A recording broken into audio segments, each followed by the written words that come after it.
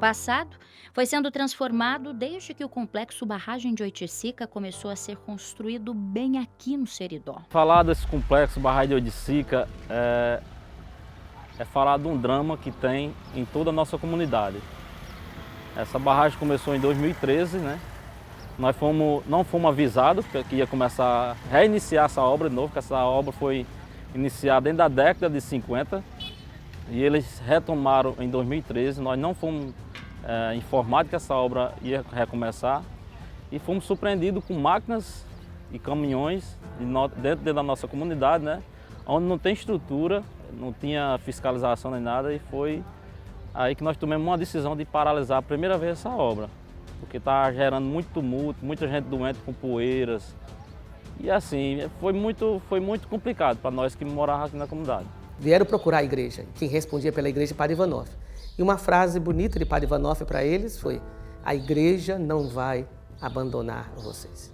E aí Padre Ivanov pediu o CEAPAC, que é uma entidade das 3 dioceses do Rio Grande do Norte, Natal, Mossoró e Caicó, que pudesse acompanhar essa causa. E foi daí que chegou o nosso amigo Procópio, né, com a ajuda do CEAPAC da igreja, e se juntou-se a nós nessa luta.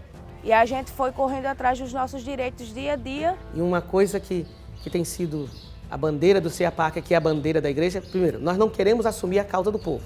A causa do povo é o povo que tem que assumir. Mas nós, como igreja, estamos juntos. E aquele povo também é igreja, né? Depois, segundo, que a obra física não pode ser mais importante do que a obra social. Então, por exemplo, o canal só pode ser fechado depois que todas as pessoas forem indenizadas e estiverem no seu lugar.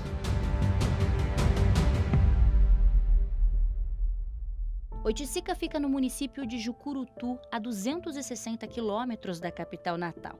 A barragem vai represar águas do rio Piranhas-Açu, que depois da transposição do São Francisco deve ser definitiva. E onde a falta d'água é uma realidade, falar em abastecimento permanente é falar da possibilidade de uma vida nova. E a barragem de Oiticica é essa promessa de uma solução para a seca do Seridó Potiguar. Com capacidade para 560 milhões de metros cúbicos de água, a construção do complexo de barragem de Oiticica é a maior obra de infraestrutura hídrica do Rio Grande do Norte. A promessa é que seja o 3º maior reservatório de água de todo o estado e que abasteça pelo menos 800 mil pessoas em 43 municípios. Já foram gastos 350 milhões de reais, mas até agora o povo não teve acesso a essa água e as famílias que moram na região não tiveram os direitos garantidos. A visão é que o Estado brasileiro não é democrático. A obra começou aqui sem respeitar os direitos humanos, sem respeitar os povos e comunidades tradicionais que aqui estavam, os povos originários, agricultores, agricultoras, mulheres, juventudes, né, ribeirinhos, que viviam aqui da agricultura, da pecuária, de atividades diversas da terra. Então o Estado chega com um planejamento mal elaborado, mal construído, sem conhecer a realidade da comunidade, inicia uma obra física com as máquinas, né, entendendo que o mais importante era a obra física, de respeitar toda uma vida, todo um pertencimento, todo um patrimônio histórico, toda uma cultura, toda uma vida que aqui estava. Né? E a partir daí, evidentemente, que não houve mais consenso. Né? O Estado teve que respeitar a historicidade desse povo. A gente foi preciso montar um barracão da resistência, na qual nós batizamos de barracão da resistência. Passamos 60 dias lá, era o dia e a noite, porque a gente ficava revezando, né? Pessoas que passavam um dia, outros iam, passavam a noite, e a gente ficou com o barracão armado lá, era café, era almoço, era janta, tudo lá no barracão, para reivindicar os nossos direitos. Trouxemos o governador da época, só faltou vir o presidente da República, porque desembargador, tudo que pudesse ser de órgão maiores, de institucional, que pudesse nos ajudar, a gente trouxe para aquela obra para mostrar a eles, para eles verem que aqui existiam vidas. Foram 5 tentativas até que o movimento dos atingidos e atingidas pela barragem de Oiticica conseguiu parar as obras. E foi só a partir dessa luta de resistência e de pertencimento que o Estado entrou com uma ação de reintegração de posse. Aí sim, houve um acordo extrajudicial entre o movimento e o Estado. E a partir daí, foi designado um juiz do Tribunal de Justiça do Rio Grande do Norte que começou a fazer umas sessões de mediações para que os diálogos e os entendimentos fossem construídos. Hoje o valor total da obra é de 550 milhões de reais. E logo no início da estrada, que dá acesso ao complexo, uma placa bem grande mostra que as obras foram retomadas em junho de 2013, mas que deveriam ter sido entregues há 2 anos. Repare só no detalhe, num valor bem abaixo dos atuais 550 milhões de reais. E como não terminou ainda, o novo prazo ficou para o final de 2019, que não deve ser cumprido. Então vamos entrar para outro ano. E até quando vai ser isso? Será que não vai ter um tempo para ela terminar, ser concluída por completo, tanto obra física como obra social? Né? Eu comecei nisso aqui, nessa luta aqui, em 2013. Eu era jovem, molecota, né? Hoje eu tenho 26 anos, já sou mãe, né? Tenho meu filho, então eu fico pensando nele também, né? O que vai ser de mim, o que vai ser dele, como é que vai ser lá.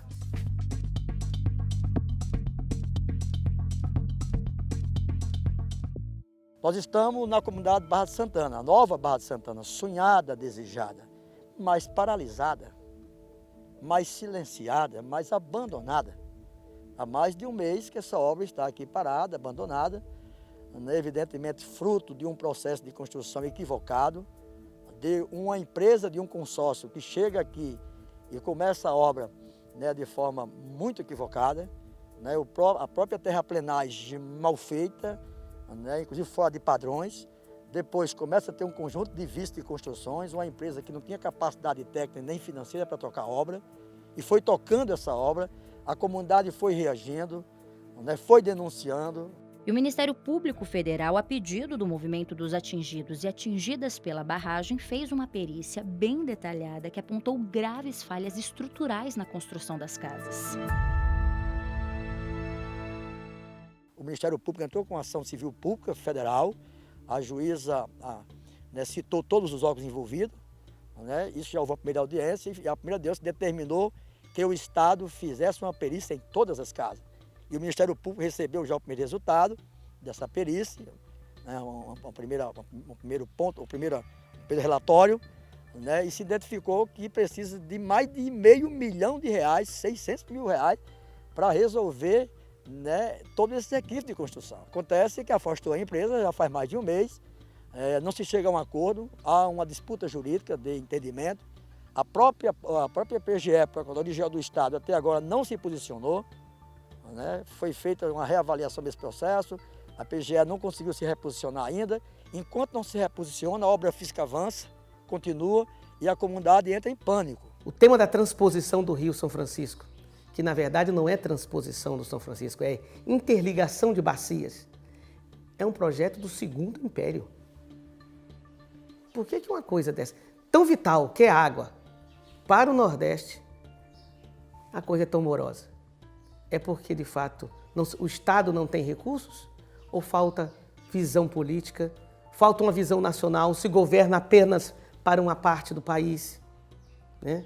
E não leva isso em consideração? Nós estamos propondo que haja, de fato, um rompimento, né, unilateral, com apoio judicial do Ministério Público, da própria Justiça, para que a nova empresa seja convocada, que já participar do edital, tenha a segunda e terceira colocada, sejam chamadas, se não for por aí, que tenha um contrato emergencial, mas que isso seja concluído, porque o movimento e todos nós queremos isso inaugurado no dia 26 de julho de 2020, que é o dia de Santana, o dia da comunidade. Não dá mais para esperar. O tempo já passou demais. O desrespeito e a violação de direitos humanos já aconteceram. Né? A frustração é muito grande, mas a resistência é maior. O atual pároco de lá, Padre Hipólito, diz uma coisa muito interessante. Quando está sendo construída a nova Barra de Santana e quando as pessoas mudarem, a última que sairá de Barra de Santana será a imagem de Santana. A padroeira só pode sair depois que todo o povo estiver em segurança.